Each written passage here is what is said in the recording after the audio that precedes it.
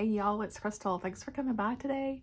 Really just kind of a chatty video today because it's almost into 2023, if you can believe it. So it's time to start thinking a little bit about 2024. So I thought I'd make just a little video here about just a few things, for 2024 that I'm kind of thinking about. And yeah, so basically that's it. This is the video. So I get to start a new journal in 2024, which I'm super excited about. It's a nice big one, so I'm gonna fill it up with all kinds of things.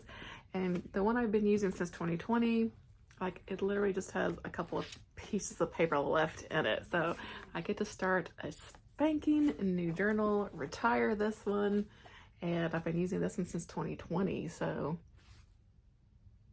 yay. So I love having this crisp new journal, and I'm not a fancy journaler by any means. This is just lined paper, and I've already stickered up the front cover. I've stickered the little title page here, and then I'm just a list maker, basically, with my journal. I don't do anything super fancy. Anyway, so 2024, yeah, dry right around the corner. So let's just talk about some things I got going on in my brain for 2024. And it's not a lot, honestly. So for reading goals and in general, it's really not a lot of plans, actually. In the past, I've done like sweeping list of 23 books for 2023, 22 books for 2022, yada, yada, yada. Have friends recommend me books and I don't read them. I fail miserably at those kinds of things, so I'm not doing that this year. I'm just gonna go where the year takes me as far as reading goes, and just have fun with it. So no big lists, no really big sweeping plans, nothing like that. The only real challenge I've set for myself is to try to read 6 Margaret Atwood books. 2023, I'm kind of reminded myself, was going to be my year of reading Margaret Atwood books. And I read 1. Yeah, I'm cute. I've set a goal of 6. But again, I'm just going to go where the year takes me. So just try to read some more Margaret Atwood books because I've got them just sitting on my shelf, unread. I want to read them. You know what I'm saying? That's it. That's really my only kind of challenge for myself. Well, the Read What You Own challenge, I got that on the list too. Of course, I will still be taking part of the Read What You Own challenge. I'm doing the 100-book challenge. I'm reading 100 books before buying any new ones, and I'm only at number 8 right now. So I'm making slow but steady progress, and I'm fine with that. Honestly, I really need to just curb bringing in the books in the house. I need to chill on that anyway. So I'm just gonna mosey through these books because most of these are unread. And I'm really looking forward to it. Actually, I'm really looking forward to kind of shopping my shelves, getting into what I want to get to. Yeah. And as far as, reading events, I just want to have fun with the reading events. Reading events for me are fun. And I really enjoy taking part of reading events and little book clubs, read along. I love all that stuff. I live all that stuff. And so I just want to keep doing that and having fun with that, but not overcommitting, but also just allowing myself to have fun. Don't stress it if I, don't complete a bingo board or anything. Like, I don't do that. If I read 1 book for an event, that's fine for me. I love a good theme. I love a good event. So I just want to keep doing the events and having fun with that. And again, that is what brings joy to me. So I'm trying to really lean into the things that bring me joy here lately. I don't know if you've noticed, but been struggling with some stuff. So yeah, you gotta grab those little, bits and pieces of happiness where you can. So I'm also looking forward to my book club, our book club that I'm going to be co-hosting with Kelly from Kelly Hooked on Books, our Death by TBR. I'm really looking forward to that in the new year. A reminder that Married by Nat Cassidy will be our January pick. So come over there and join us. I'll link the announcement videos below, and I'll link Kelly's Discord below. That's where we'll be chatting about the books over there. And I do have one big goal is to organize these shelves and really go through, probably do a big major unhaul too. And that really kind of goes along with my Read My Own challenge. As I'm reading things, I'm sure I'll get rid of some things. As I'm shopping these shelves, you'll find I'm not really interested in this book anymore, you know, that kind of thing. So yeah, just clean up and clear out, you know, that kind of stuff. Because it's a hot mess and I can't find anything. So it's it's gotten a little bit out of hand. So I read a few little, you know, plans for BookTube. For me, number one, just keep making videos. Just keep making the videos. No, you know, no sweeping plans, nothing, no big things. Just keep having fun with the videos that I'm making. I put them out when I can. I'm always a you get what you get kind of channel, and I don't mean that in any kind of negative way. I fit BookTube into my life. You know, I work full time. I have a kid. You know, I got all this life stuff. So BookTube is just a fun hobby for me. And, you know, I get it. I put a video out when I can, kind of thing. I would like to try to get into more reading vlogs. I personally really enjoy making the reading vlogs, and they do get, you know, okay views. I got a little list of ideas that I want to try in the new year, and I want to keep doing my Read Like K-Pop Idol vlogs. That's just something I really personally enjoy doing, and I've got a list of people that I want to do that for as I work through next year as well. I'm just gonna have fun with that. I definitely want to continue with Week of Weird, the event that I ran over with Jason from Jason's Weird Reads. Definitely want to keep doing that. The twice a year, I think, worked pretty well for us.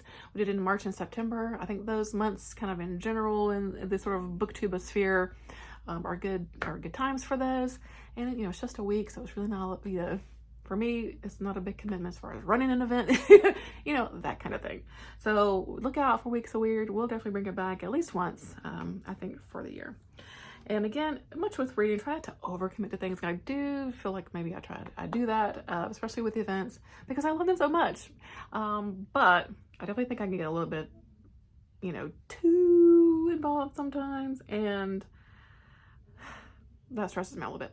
I'm trying to relieve stress. We're relieving stress in 2024. So yeah. I just want to have fun with my reading in 2024. Really, again, I'm not putting a lot of pressure on anything. No big things. I just want to see where the year takes. Yeah. I do have a couple of personal goals. I won't read all of them to you because they're personal, nosy. I want to continue taking care of my health with eating better and exercising. I did that in 2023. I started doing that, and I do feel a lot better. Slacked off a bit in this month, but I think that's just December. But just, you know, and this is just something, again, I just add into my busy life when I can.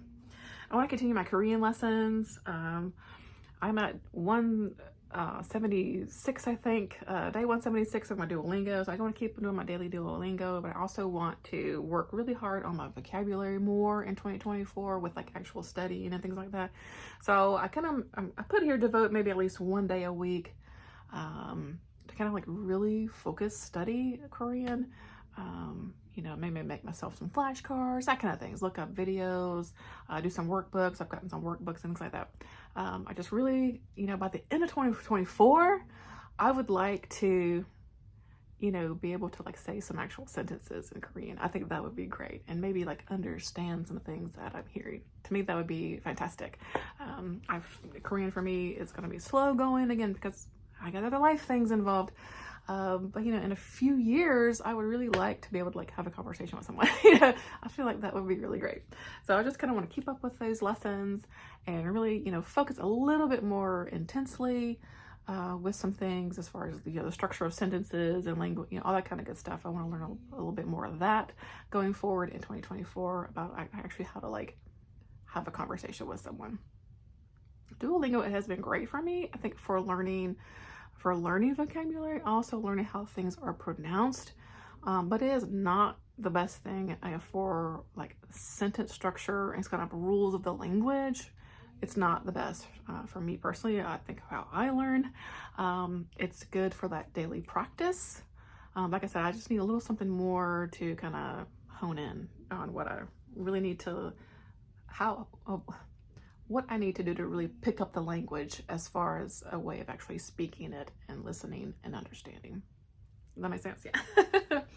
I do want to try to add some stitching back into my life. I do miss it. Cross stitching, embroidery. So I just kind of want to make time for that. Again, not planning anything out.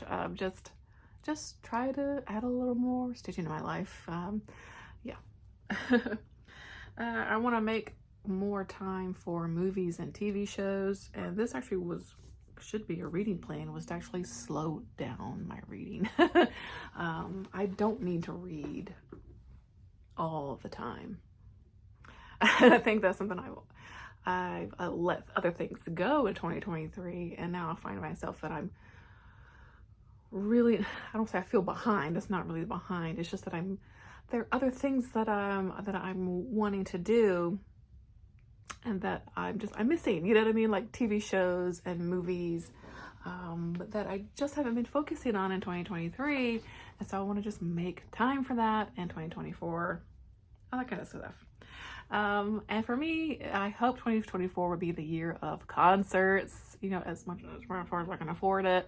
I'm hoping for a really good year of K-pop tours. We'll see. I'm hoping. We already know ATEEZ is going out. We've already actually purchased tickets to see IVE in March. I'm so excited about. I'm hoping for another 17 tour. I don't know. We'll see what the year brings.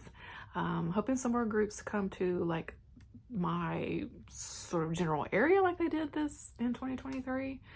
So I'm not, you know, so you don't always have to travel to Atlanta or, you know what I mean?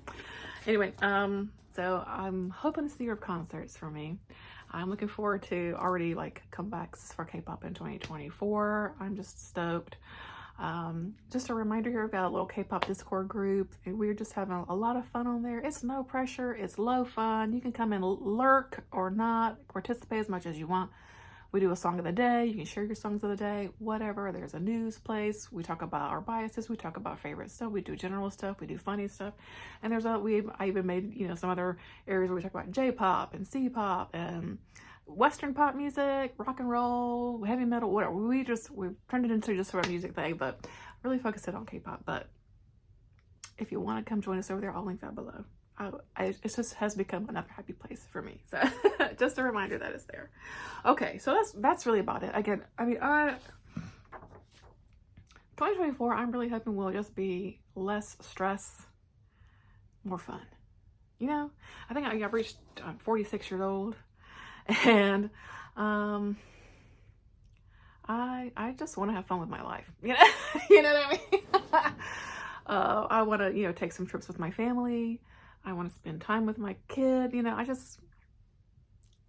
want to leave out the negative people, let go of obligations, let go of drama. I want all that gone for 2024. Or yeah, 2024, a year of fun. Yeah, let's make it a year of fun. All right. Final thing I do want to talk about, because it is kind of going to be a year-long thing.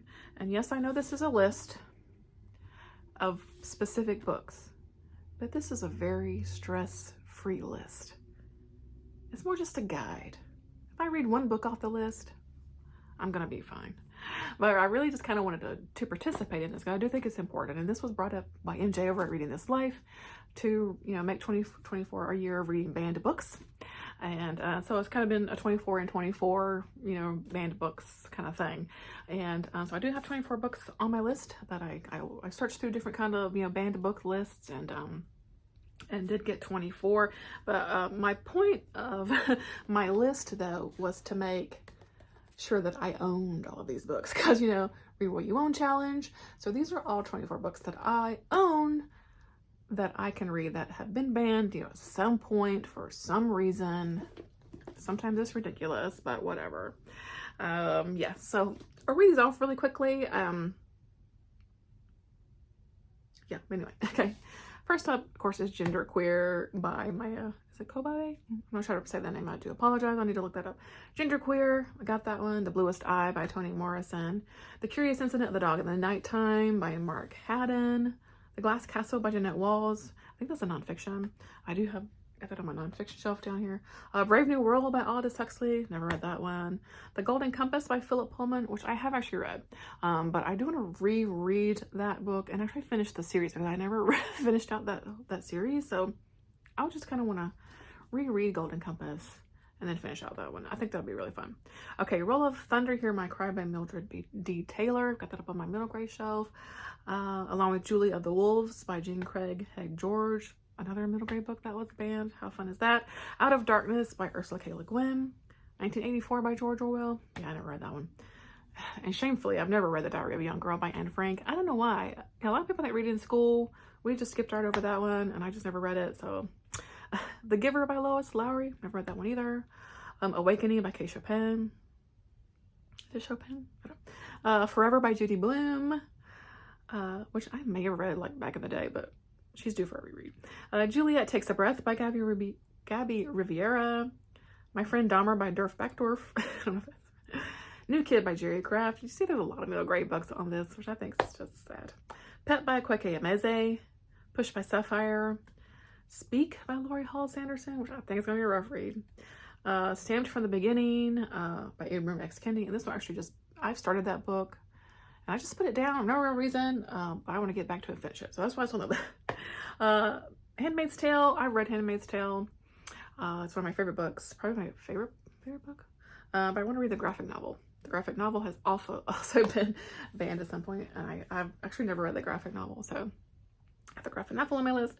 Dear Martin by Nick Stone, and Parable of the Talents by Octavia Butler, which is book 2 of that series. So yeah, all these books at some point have been banned, which is just crazy town. So I'll link MJ's, I will link her channel below. I'll link the video where she talked about reading banned books below as well.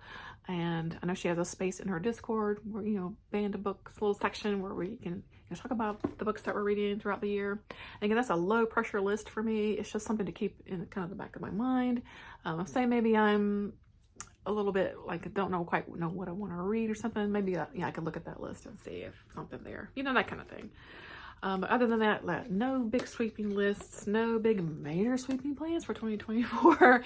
It's just going to be the year of chill and fun. All right. All right. So yeah, let me know what you are planning for 2024. Do you got some big sweeping plans? Do you got some big goals?